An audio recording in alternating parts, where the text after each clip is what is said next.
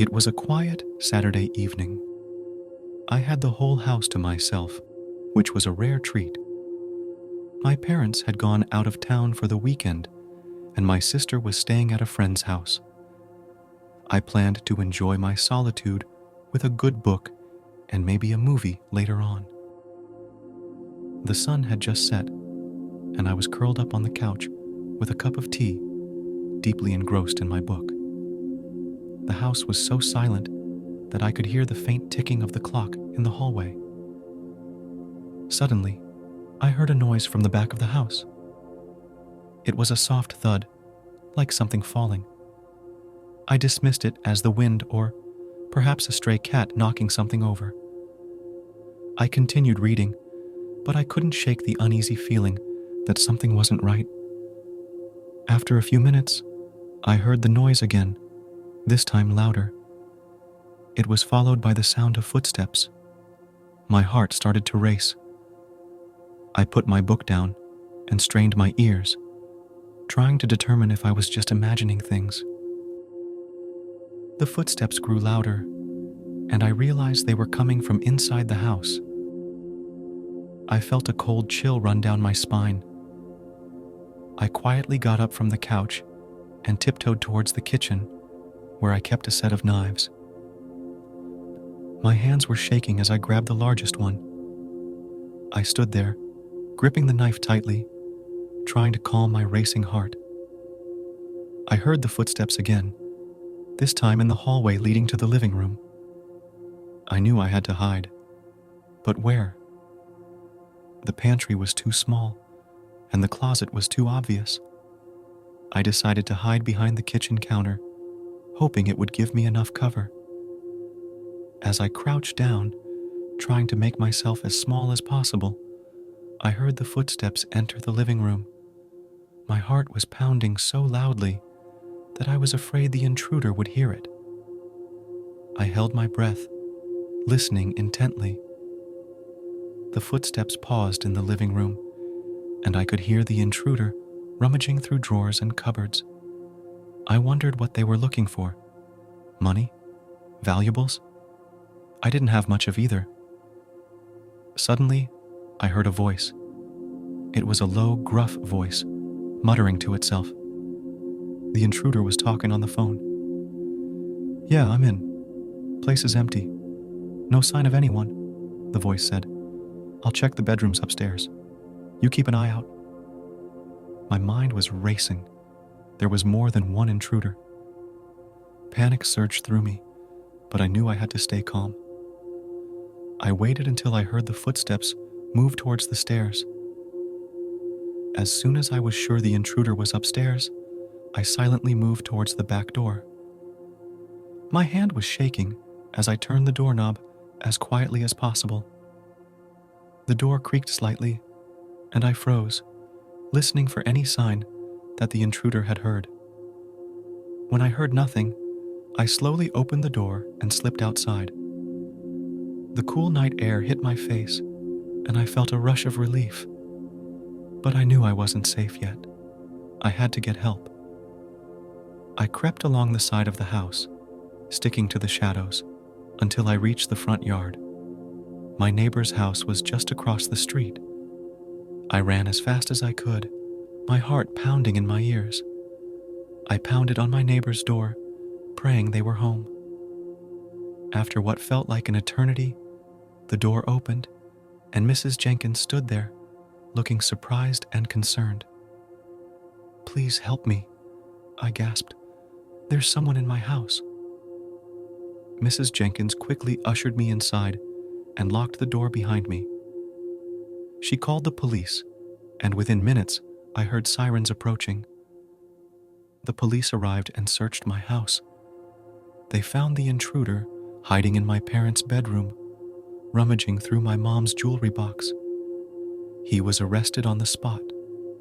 It turned out the intruder was a known burglar who had been targeting houses in the neighborhood. I was lucky to have gotten out when I did. The police commended me for staying calm and acting quickly. That night, I stayed at Mrs. Jenkins' house, too scared to return home. I couldn't shake the feeling of vulnerability and fear that had gripped me.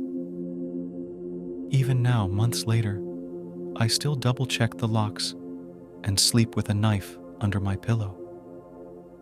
The sense of safety I once had in my own home was shattered, replaced by a lingering unease that I can't seem to shake. It was a chilly autumn night, and I was home alone for the first time in years. My parents were away visiting relatives, and my younger brother was on a school trip.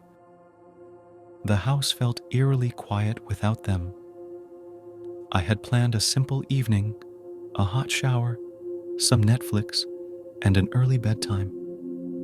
After my shower, I wrapped myself in a cozy blanket and settled on the couch to watch a movie. The wind howled outside, making the branches of the old oak tree in our yard scrape against the window. It added a spooky ambiance, but I wasn't easily scared. About halfway through my movie, just as the hero was confronting the villain, there was a knock at the door. It was a slow, deliberate knock, 3 times. I paused the movie, puzzled. It was almost midnight. Who would be knocking at this hour? I got up cautiously and approached the front door. Peering through the peephole, I saw nothing but darkness. I flicked on the porch light, but the bulb had burnt out. Cursing my luck, I decided to speak through the door. "Who is it?" I called out, trying to keep my voice steady. No response. I waited a few seconds, and then heard the knock again, this time more insistent. My heart began to race.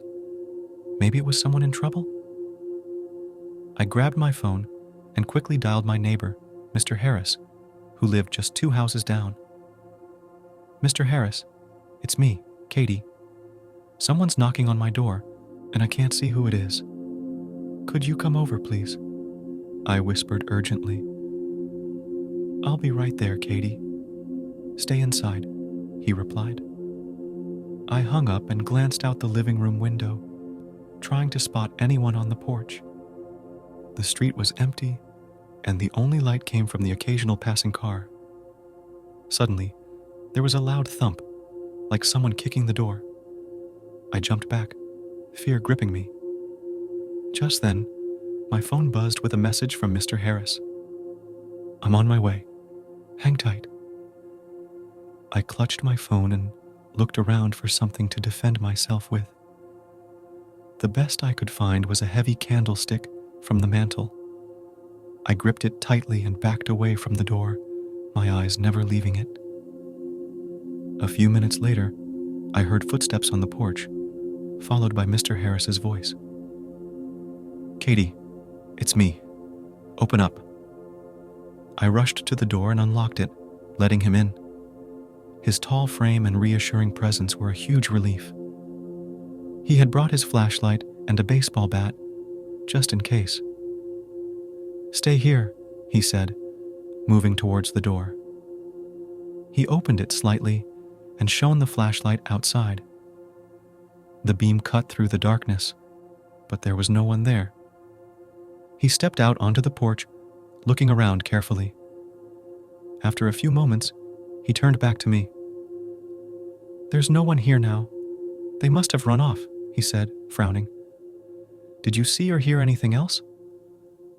I shook my head, still shaken. "Just the knocking, and then the thump." Mr. Harris nodded. "Let's check the rest of the house, just to be sure." We went through each room, checking windows and doors. Everything was locked and undisturbed. We returned to the living room, and Mr. Harris looked thoughtful. "I'll stay here until your parents get back," he offered, "just in case they come back." I nodded, grateful for his presence.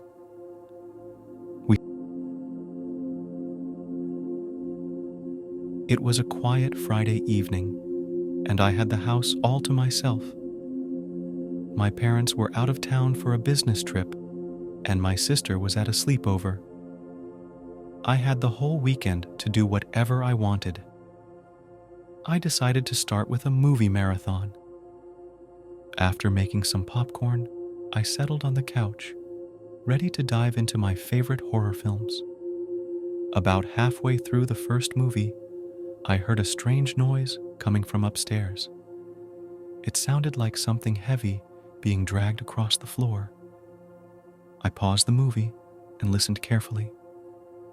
The house was old, and it made noises all the time, but this was different. I shrugged it off as the wind or the house settling and went back to my movie. Not long after, I heard the noise again, louder this time. It was definitely coming from upstairs. My heart began to race. I told myself it was nothing, but I couldn't ignore the uneasy feeling growing in my stomach. I grabbed my phone and decided to check it out. I tiptoed up the stairs, trying to be as quiet as possible. The noise stopped as I reached the top. I stood there listening, my ears straining to catch any sound. The hallway was dark, and I could barely see anything. Suddenly, I heard a door creak open at the end of the hall. My parents' bedroom door. I froze, my breath catching in my throat. Someone was in the house. I quickly backed away and ran downstairs, my heart pounding in my chest. I grabbed the house phone and dialed 911, my hands shaking. 911, what's your emergency? The operator asked. There's someone in my house, I whispered, trying to keep my voice steady. I heard them upstairs. Stay on the line. Officers are on their way, the operator assured me. I hid in the pantry, clutching the phone, listening for any signs of the intruder. Minutes felt like hours as I waited for the police to arrive. I could hear footsteps moving around upstairs, slow and deliberate. My fear was almost paralyzing. Finally, I heard sirens in the distance, growing louder. The footsteps upstairs stopped abruptly. The front door burst open, and I heard the police shouting as they entered the house. I stayed hidden until a voice called out, "It's safe to come out now." I emerged from the pantry, still shaking. The police were searching the house, checking every room. They found no one. No sign of forced entry, nothing stolen. But in my parents' bedroom, they found the closet door open and a small dusty window slightly ajar. The officers concluded that someone had likely entered through the window and escaped when they heard the sirens. They reassured me that it was probably just a burglar looking for valuables, but the thought of someone sneaking around while I was home alone was terrifying. My parents cut their trip short and came home the next day. We had a security system installed immediately, along with new locks on all the doors and windows. Even with the new security measures, I still felt uneasy for weeks. Every creak and groan of the house set my nerves on edge. I couldn't shake the feeling of being watched, the memory of those footsteps lingering in my mind. It took a long time to feel safe in my own home again, and even now, I always double-check the locks before going to bed.